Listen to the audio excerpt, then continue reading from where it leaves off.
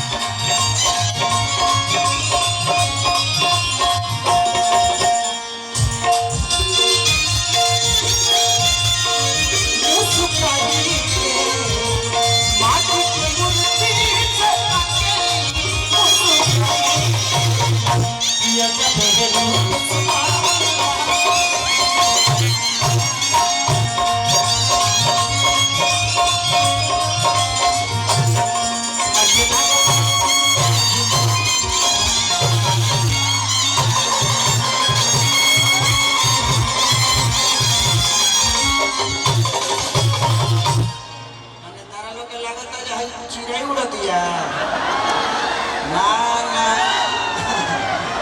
देखो दिया जे के बोतल के कैच करावता आ यहाँ धराइला लो कि धराइले रह जाइबा लो, ध्यान देवे के काम बा।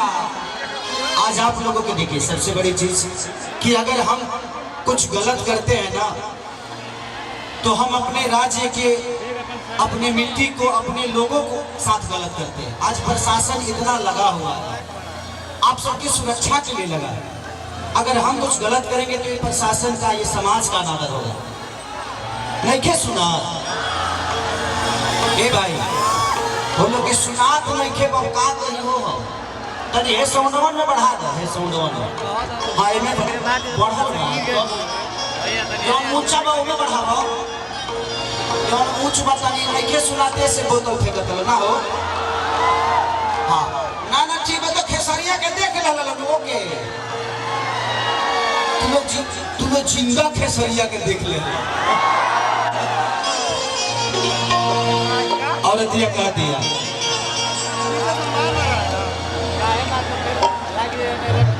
थोड़ा सा खाली कर देते तो बड़ा अच्छा लगता। भैया एंट्री हो रहा है हमारे दुल्हा दुल्हन का, तो प्लीज थोड़ा सा बस रिक्वेस्ट है सबसे, आपके अपने घर का फंक्शन है ये, आप सब नहीं चाहेंगे तो कौन चाहेगा, तो प्लीज थोड़ा सा ध्यान दे दीजिए प्लीज।